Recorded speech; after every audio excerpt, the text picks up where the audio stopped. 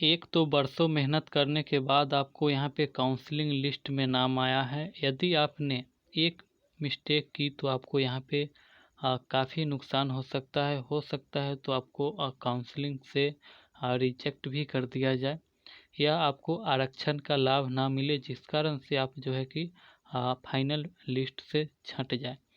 तो काफ़ी यहाँ पे कुछ आपको जानने को मिलेगा। हम लोग यहाँ पे डिस्कस करेंगे आज की किस तरह से आपको काउंसलिंग में पार्टिसिपेट लेना है। आपको जो है कि 15 अक्टूबर से काउंसलिंग स्टार्ट हो जाएगी इलेक्ट्रिकल ब्रांच के। उसके बाद जो है कि जस्ट आपके मैकेनिकल का होगा, उसके बाद जस्ट आपका जो है कि सिविल का स्टार्ट हो जाएगा। तो सभी ब्रांच वाले, तीनों ब्रांच के स्ट्रीम के जितने भी कैंडिडेट हैं, आपको अवश्य इसको देखना चाहिए। क्योंकि सभी जो भी पॉइंट इसमें दिया गया है सभी को हम लोग यहाँ पे क्लियर करने वाले हैं। तो चलिए हम लोग यहाँ से स्टार्ट करते हैं। तो आप लोग ज़रूर देखें, यहाँ पे कोई भी यहाँ पे जो भी पॉइंट में आपको दिक्कत आ रही तो आप लोग क्वायरी करिए। मैं यहाँ पे जो भी आपका क्वायरी होगा मैं यहाँ पे जस्ट रिप्लाई देने का प्रयास करूँगा। तो फ्रेंड्स यहाँ पे हम लोग देख पा रहे हैं कि आप फर्स्ट ऑफ ऑल आपको जो है कि डिप्लोमा के जितने भी मार्कशीट है, डिप्लोमा के प्रत्येक यानी कि सभी वर्षों के अंक प्रमाण पत्रों की स्व अभिप्रमाणित प्रति, आवेदन की डाउनलोड प्रति यानी कि जो आपने आवेदन अप्लाई किया था उसका जो है कि आपका प्रिंट आउट जो है कि लेकर जाना है। साथ ही डिप्लोमा का जितने भी मार्कशीट है, आपको 3 साल में जो भी आपने मार्कशीट को गेन किया है आपको उसको साथ लेकर जाना है। तो इस तरह से जो है कि इन सभी प्रमाण पत्रों की मूल प्रति के साथ उपस्थित रहें, यानी कि ओरिजिनल प्रति, मूल प्रति यानी कि ओरिजिनल प्रति के साथ आपको वहाँ पे उपलब्ध होना है। साथ ही आप लोग सभी का जो है कि 5-5 जो है कि प्रिंट आउट करवा कर रख ले, वहाँ पे ज़रूरी पड़ सकती है। अब नेक्स्ट जो पॉइंट है यहाँ पे, जो बीसी और ईबीसी कैंडिडेट हैं उनके लिए, तो उनके लिए है जो कि नॉन क्रीमिलियर यहाँ पे देख पा रहे हैं कि पिछड़ा वर्ग एवं अत्यंत पिछड़ा वर्ग, यानी कि जितने भी ईबीसी और बीसी कैंडिडेट हैं उनको जो है कि नॉन क्रीमिलियर यहाँ पे यानी कि क्रीमिलियर रहित प्रमाण पत्र सर्टिफिकेट उनको लेकर जाना होगा। यदि आपके पास ये नहीं होगा तो आपको आरक्षण का दावा जो आपने किया है वो आपको नहीं मिलेगा, जस्ट आपको जो है कि जनरल में काउंट किया जाएगा। ओके, तो इस तरह से जो है कि महिला कैंडिडेट हैं आप, तो जो है कि जितने भी गर्ल्स हैं तो उनके लिए जो है कि अपने पिता के नाम एवं पता से निर्गत क्रीमिलियर रहित प्रमाण पत्र होना चाहिए। यदि आपका जो है कि शादी विवाह किसी महिला का हो गया तो अपने जो है कि फादर्स के यहाँ से जो है कि अपना जो भी डॉक्यूमेंट है नॉन क्रीमिलियर है वहाँ से बनवाए। ओके, नहीं तो आपको जो है कि जनरल में काउंट किया जाएगा, जो भी आपने आरक्षण ईबीसी और बीसी दिया है आपको नहीं दिया जाएगा। तो इस तरह से ये भी आपका डाउट यहाँ पे क्लियर हुआ। नेक्स्ट जो यहाँ पे दिया गया है,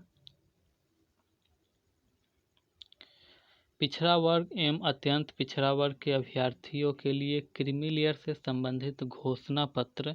हाँ, यदि आपने 1 वर्ष से पहले का क्रीमिलियर है तो आपको जो है कि एक घोषणा पत्र आती है जो आपके किसी भी ब्लॉक गेट के सामने या कहीं पे मिल जाएगा। तो आपको घोषणा पत्र उसको जो है कि फिल करके ले जाना होगा।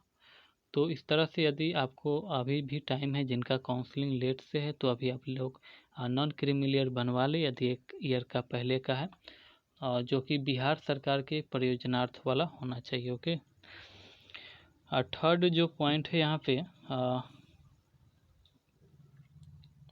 अनुसूचित जाति अनुसूचित जनजाति के अभ्यर्थियों के लिए जाति प्रमाण पत्र एवं अस्थायी निवास स्थान पत्र। यहाँ भी महिला उम्मीदवारों के लिए पिता के नाम एवं पता से निर्गत जाति और निवास प्रमाण पत्र लाना अनिवार्य होगा। तो आप लोग भी यहाँ पे अपने पिता के ही, महिला कैंडिडेट पिता के नाम से ही आपको यहाँ पे बनवा कर ले जाना होगा। तो यहाँ भी ST के लिए जो है कि यहाँ पे सिंपल सा जो है कि आपका जाति प्रमाण पत्र लगेगा, यानी कि आपको सिंपल वाला यानी कि नॉन क्रीमिलियर भी आपका चलेगा। ओके, आपको नॉन क्रीमिलियर बनवाने की ज़रूरत नहीं है इन दोनों कैटेगरी के लिए। बात कर लेते हैं EWS के अभ्यर्थी, जो आर्थिक रूप से कमज़ोर हैं उनके लिए निर्गत प्रमाण पत्र अनिवार्य लाना होगा, नहीं तो आपका भी EWS का लाभ नहीं होगा। सक्षम प्राधिकार के द्वारा निर्गत दिव्यांग प्रमाण पत्र प्रस्तुत नहीं करने पर दिव्यांग श्रेणी में आरक्षण का लाभ नहीं मिलेगा। यदि आपने दिव्यांग के लिए यहाँ पे DQ जो कि अप्लाई करते समय आपने फिल किया होगा, तो आपका जो है कि आपका भी यहाँ पे सर्टिफिकेट लगेगा। तो आपको भी सक्षम प्राधिकार यानी कि ब्लॉक के बाद जो है कि SDM या DM लेवल तक जो है कि आप लोग बनवा सकते हैं। जो भी जहाँ से आप लोग बनवाते होंगे, मुझे इनके बारे में जानकारी फुल नहीं है, क्योंकि शायद यहाँ पे SDM और DM लेवल का ही यहाँ पे मांगा गया है। तो जो भी आपका जहाँ से बनवाते हैं आप लोग बनवा कर ले जाएं DQ वाले। और जो स्वतंत्रता सेनानी है यानी कि फ्रीडम फाइटर वाले जो कैंडिडेट हैं, यहाँ पे साफ लिख दिया गया है जिला पदाधिकारी के स्तर के यहाँ पे प्रमाण पत्र आपका होना चाहिए। निर्गत प्रमाण पत्र पहचान परिचय पत्र प्रस्तुत नहीं किए जाने पर आपका भी आरक्षण का लाभ नहीं दिया जाएगा। तो इस तरह से आपको भी यहाँ पे जिला पदाधिकारी से बनवा कर लेकर जाना है। और जो 7th नंबर पॉइंट में है आपका पहचान पत्र यानी कि फोटो युक्त यहाँ पे होना चाहिए। जैसे कि आधार की बात कर ले, और यहाँ पे आधार हो गया, और क्या होता है जैसे कि ड्राइवरी लाइसेंस किसी का होगा, तो पैन कार्ड होगा, तो जिसमें आपका जो है कि फ़ोटो लगा हो, तो आपको वो पहचान पत्र एक लेकर जाना होगा। और बात कर लेते हैं 5 पासपोर्ट साइज यहाँ पे अद्यतन फ़ोटोग्राफ होना चाहिए। तो पासपोर्ट साइज जो आपने फॉर्म अप्लाई करते समय जो भी आपने फ़ोटो यहाँ पे अप्लाई किया था, जो भी फ़ोटो डाला था, वही फ़ोटो होगा तो बेहतर होगा। हालांकि कोई भी आप ले जा सकते हैं यदि आपको फ़ोटो उपलब्ध नहीं है। हालांकि आपको फॉर्म पर होगा तो आप लोग वहाँ से भी निकलवा सकते हैं। तो वही फ़ोटो होगा तो अच्छा रहेगा, इसमें कठिनाई नहीं होगी आगे चलकर। 9th नंबर में जो पॉइंट है, यदि आपने आरक्षित पद के लिए दावा किया है तब काउंसलिंग के समय अनुसूचित जाति अनुसूचित जनजाति के मामले में अपने अस्थायी अधिवास अंचल या अंचल अधिकारी द्वारा हस्ताक्षरित जाति प्रमाण पत्र एवं अस्थायी निवास प्रमाण पत्र जमा सत्यापन कराना अनिवार्य होगा, अन्यथा आपका आरक्षण का लाभ नहीं मिलेगा। तो जितने भी यहाँ पे अनुसूचित जाति अनुसूचित जनजाति के यहाँ पे कैंडिडेट हैं, उनके लिए जो है कि अंचल अधिकारी यानी कि जो है कि आपका ब्लॉक लेवल से जो है कि आपको जाति आवासीय बनवा कर ले जाना होगा, अन्यथा आपके यहाँ पे कोई भी आरक्षण का लाभ नहीं मिलेगा। ओके, तो इस तरह से काफ़ी बच्चों का यहाँ पे डाउट क्लियर हो गया होगा।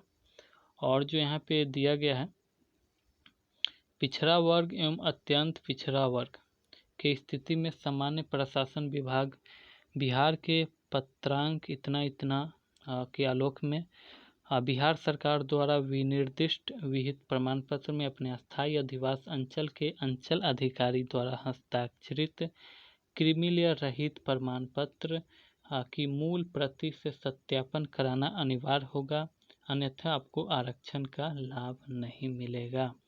तो यहाँ भी अपने अंचल अधिकारी से जो है कि यहाँ पे नॉन क्रीमीलेयर बनवा सकते हैं। तो BC और EBC यानी कि देख पा रहे हैं पिछड़ा वर्ग एवं अत्यंत पिछड़ा वर्ग कैंडिडेट के लिए है, तो आपको जो है कि नॉन क्रीमीलेयर बनवाना है, जाति जो कि जाति बनता है नॉन क्रीमीलेयर, तो आपको नॉन क्रीमीलेयर यहाँ पे प्रमाण पत्र बनवाना होगा। ओके, यहाँ पे बात कर लेते हैं जो आगे चलकर यहाँ पे लिखा गया है, काउंसलिंग के लिए बुलाए जा रहे आवेदकों की अभ्यर्थिता पूर्णतः औपबंधिक है, यानी कि आपको ये औपबंधिक है, प्रोविजनली है। काउंसलिंग में शामिल होने मात्र से उनकी अर्हता यानी कि क्वालिफाइंग संपुष्ट नहीं होता है। काउंसलिंग के समय या उसके बाद उसकी क्वालिफाइंग पर यथासंभव आवश्यक निर्णय लेने का जो है कि अधिकार आयोग के पास सुरक्षित है। काउंसलिंग के लिए संलग्न रजिस्ट्रेशन नंबर वाले अभ्यर्थियों को छोड़कर शेष किसी को भी आयोग कार्यालय में प्रवेश वर्जित रहेगा।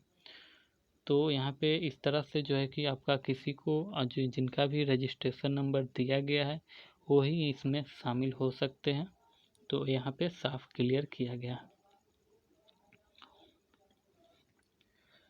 यहाँ पे बात करते हैं नीचे में जो दिया गया है, यहाँ पे निर्देश दिया गया है काउंसलिंग के लिए क्या क्या आपको दूरी बनाए रखनी है। 6 फीट की दूरी यहाँ पे बनाए रखनी है। साथ ही आपको टेबल पे किस तरह से सैनिटाइजर का उपयोग करना है। काउंसलिंग के बगैर पश्चात बगैर किसी रुके हुए आयोग कार्यालय परिसर से बाहर चले जाना है। तो ये जो निर्देश है आप लोग पॉज करके पढ़ सकते हैं, ठीक है। यहाँ पे देख पा रहे हैं काउंसलिंग के लिए दिशा निर्देश दिया गया है। तो सभी प्रमाण पत्र अंक पत्र मूल में काउंसलिंग के समय सत्यापन हेतु प्रस्तुत करना अनिवार्य होगा, जो कि यहाँ पे दिया गया है। साथ ही यहाँ पे सेकेंड नंबर पॉइंट में दिया गया है ऑनलाइन आवेदन जो कि अंतिम रूप से भरे गए हैं तथा वर्णित सभी प्रमाण पत्र अंक पत्र डाउनलोडेड हार्ड कॉपी तिथि सहित अभिप्रमाणित काउंसलिंग के समय आयोग कार्यालय में जमा करना अनिवार्य होगा। तो इस तरह से जो भी आपने हार्ड कॉपी जो भी आपने डाउनलोड किया है उस सहित जो है कि जितने भी आपने यहाँ पे जैसे कि जाति के लिए आपने जो भी आपने जैसे कि BC EBC SC ST के लिए जो भी आपने दिया तो वो भी आपको सर्टिफिकेट लेकर जाना होगा। तो ये आपका 2 नंबर पॉइंट में यहाँ पे दिया गया है। साथ ही ऑनलाइन आवेदन में अपलोड किए गए फोटोग्राफ की 5 प्रति, ठीक है। आगे भी हमने देखा पिछली जो कि नोटिफिकेशन में था पीछे वाला में, तो वहाँ पे क्या था कि आपको 5 फोटोग्राफ वहाँ भी दिया गया था, तो आपको फोटोग्राफ लेकर जाना है। सभी प्रमाण पत्र आवेदन करने की अंतिम तिथि के पूर्व का निर्गत होना चाहिए। सभी प्रमाण पत्र यानी कि जो भी आपका डॉक्यूमेंट है आवेदन करने की अंतिम तिथि के पूर्व का होना चाहिए। तो जैसे कि आपका पूर्व का कहने का मतलब जैसे कि जिन्होंने यहाँ पे क्या बोलते हैं जो भी संविदा पे जो काम किए थे यानी कि जो संविदा कर्मी थे तो उनको जो है कि भुगतान के जिस अपलोड किए थे लास्ट जो भी आपने अप्लाई किया था लास्ट तिथि को, तो उससे पहले का यहाँ पे जो भी डॉक्यूमेंट होना चाहिए उससे पहले का होना चाहिए। तो यहाँ पे साफ क्लियर किया गया है। यहाँ भी देख पा रहे हैं कि अभ्यर्थियों 28/2/2019 तक संविदा के आधार पर कार्यरत अवधि का नियंत्री पदाधिकारी द्वारा निर्गत वेतन भुगतान प्रमाण पत्र का मूल प्रति सत्यापन हेतु प्रस्तुत करेंगे एवं स्वअभिप्रमाणित जमा करेंगे। तो सभी जो है कि आपका जो भी यहाँ पे संविदा के आधार पर जो कार्यरत है उनको जो है कि यहाँ पे 28/2/2019 से पहले का आपका यहाँ पे सभी को जमा करना होगा डॉक्यूमेंट, स्लिप जमा करना होगा पेमेंट वाला, ओके। साथ ही यहाँ पे 6 नंबर पॉइंट भी यहाँ पे दिया गया है निर्देश का अनुपालन नहीं करने वाले अभ्यर्थियों की अर्हता के संबंध में निर्णय लेने हेतु आयोग स्वतंत्र होगा। तो जो भी आप यहाँ पे पालन नहीं करेंगे गाइडेंस जो दिया गया है सभी को आपको फॉलो करना होगा, अन्यथा जो है कि विभाग स्वतंत्र है आपके ऊपर, जो भी होगा वो विभाग यहाँ पे निर्णय लेने के लिए स्वतंत्र है, ओके। तो यहाँ पे दिया गया है। साथ ही यहाँ पे दिया गया है कि किसी भी प्रकार की त्रुटि पाए जाने वाली संबंधित आवेदक की अभ्यर्थता रद्द की जा सकती है, ओके। कहीं भी यहाँ पे फ्रॉड की यदि विभाग को लगा तो आप यहाँ पे आपका जो है कि अभ्यर्थिता यानी कि रद्द कर दिया जा सकता है। तो यहाँ पे 7th नंबर पॉइंट में यहाँ दिया गया संलग्न चेक स्लिप के अनुरूप सभी तैयारी कर काउंसलिंग में भाग लें, ओके। तो जो भी चेक स्लिप यहाँ पे दिया गया है आपको जो है कि उसकी तैयारी खुद करनी है, किस तरह से भरना है आपको जो है कि यहाँ पे PDF दिया गया है, PDF से जो है कि आप किसी भी साइबर कैफे जाकर आप लोग उसको निकलवा सकते हैं, ठीक है।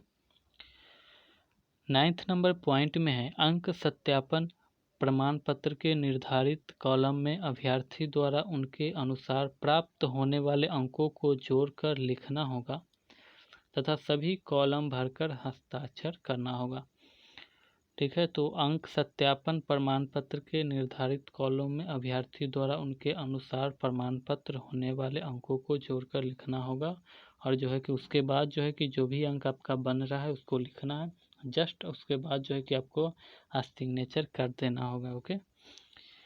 10th नंबर पॉइंट में है, अभ्यर्थी द्वारा चेक लिस्ट में अंतिम रूप से अंकित किए गए प्रमाण पत्रों के आधार पर काउंसलिंग हेतु प्राप्ति रसीद भी मिलान कर हस्ताक्षर के साथ भर लेंगे। तो प्रमाण पत्रों के आधार पर काउंसलिंग हेतु प्राप्ति रसीद भी मिलान कर हस्ताक्षर के साथ भर लेंगे। तो जो भी आपका यहाँ पे रसीद है तो उसको जो है कि आपको वहाँ पे हस्ताक्षर करना होगा और उसके बाद वहाँ पे साथ ले लिया जाएगा। 11 नंबर पॉइंट में है, काउंसलिंग के पश्चात किसी प्रकार का प्रमाण पत्र स्वीकार नहीं किया जाएगा। तो जो भी आपको प्रमाण पत्र लेकर जाना है काउंसलिंग टाइम ही, उसके बाद कोई यहाँ पे स्वीकार नहीं किया जाएगा। आवेदन में उल्लेखित कोटि में किसी प्रकार का संशोधन मान्य नहीं होगा। जैसे कि आपने गलत यहाँ पे कोई भी कैटेगरी को चूज कर लिया था आवेदन करते समय, तो यहाँ पे अभी जो है कि कोई भी संशोधित नहीं होगा। जो भी आपने फॉर्म फिलअप करते समय दिया है आपको वही मान्य रहेगा। तो यहाँ पे लास्ट जो है कि यही यहाँ पे टॉपिक यहाँ पे पॉइंट में दिया गया। तो इस तरह से सभी को हमने यहाँ पे देखा, जो भी यहाँ पे दिया गया है। यहाँ से चेक लिस्ट है, तो आप लोग चेक लिस्ट को डाउनलोड कर ले और डाउनलोड करके या प्रिंट आउट करा ले जो है कि, और उसके बाद साथ लेकर जाएं। आपको जो है कि फॉर्म जो है कि भरकर वहाँ पे देना हो सकता है। तो जैसे ही फर्स्ट दिन जो भी स्टूडेंट का यहाँ पे काउंसलिंग होगा, उसके बाद पता चलेगा कि कैसे कैसे पूरी प्रोसेस हुई। इसके अलावा जो भी यहाँ पे क्वायरी है आप लोग को, क्या कहाँ से बनेगा, किस तरह से आपको कौन सा डॉक्यूमेंट बनवाना है, कब का वैलिड होगा, कौन सा वैलिड कब का होगा, क्या 1 साल के अंदर कौन सा डॉक्यूमेंट वैलिड होता है, तो सभी कुछ यहाँ पे हम लोग डिस्कस कर चुके हैं। लेकिन इसमें भी कोई भी अगर आपको त्रुटि हो तो आप लोग यहाँ पे कमेंट कर सकते हैं, मैं यहाँ पे बताने का प्रयास करूँगा। फिलहाल हम लोग यहाँ पे वीडियो को रोकते हैं। आप लोग अपने फ्रेंड के साथ शेयर करना ना भूलें वीडियो को। काफ़ी मेहनत करने के बाद वीडियो को टाइम निकाल के बनाना पड़ा। तो फिलहाल हम लोग यहीं वीडियो को रोकते हैं। Thank you for watching. Best of luck.